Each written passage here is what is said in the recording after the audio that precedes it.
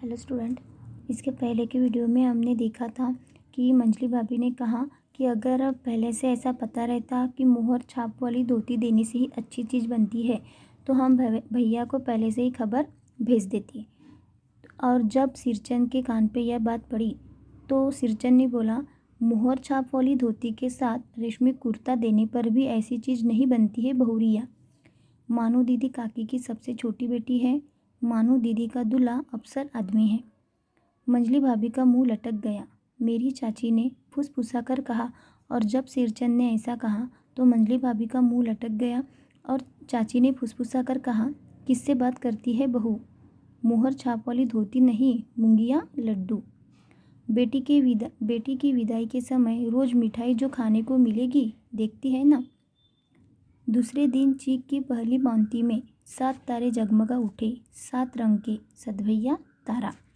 तो दूसरे दिन जब चीक की पहली पाँति में, पाँति मतलब पंक्ति, तो मतलब सिरचंद जो पर्दा बना रहा था तो उसमें 7 तारे जगमगा उठे, मतलब पहली पंक्ति में 7 तारे जगमगा उठे, 7 रंग के सतभैया तारा। अपने काम में मगन सिरचंद को खाने पीने की सूध नहीं रहती और जब सिरचंद अपने काम में लग जाता है तो उसे खाने पीने की भी सूध नहीं रहती। चीक में सुतली के फंदे डालकर उसने पास पड़े सूप पर निगाह डाली, चिवड़ा और गुड़ का एक सूखा ढेला। तो जब वह चीक में सुतली के फंदे डालने लगा तो उसने पास पड़े सूप पर निगाह डाली, चिवड़ा और गुड़ का एक सूखा ढेला। मैंने लक्ष्य किया। लक्ष्य करना मतलब ध्यान से देखना। सिरचंद की नाक के पास 2 रेखाएं उभर आई। मैं दौड़कर माँ के पास गया। माँ, आज सिरचंद को कलेवा किसने दिया है? सिर्फ चिवड़ा और गुड़।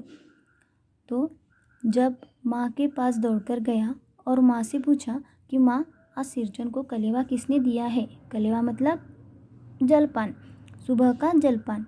तो सिर्फ चिवड़ा और गुड़। माँ रसोई घर के अंदर पकवान आदि बनाने में व्यस्त थी। बोली, अरे मंजली, सिरचंद को बूंदिया क्यों नहीं देती? और माँ रसोई घर में पकवान बनाने में व्यस्त थी और बोली कि अरे मंजली, सिरचंद को बूंदिया क्यों नहीं देती? बूंदिया मैं नहीं खाता काकी। सिरचंद के मुंह में चिवड़ा भरा हुआ था और सिरचंद ने क्या कहा कि काकी, मैं बूंदिया नहीं खाता।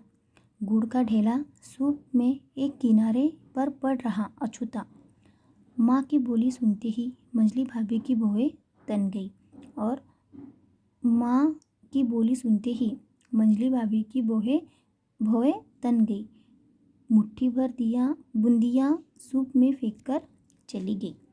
सिरचंद ने पानी पीकर कहा, मंजली बहुरानी, अपने मैके से आई हुई मिठाई भी इसी तरह हाथ खोलकर बांटती है क्या?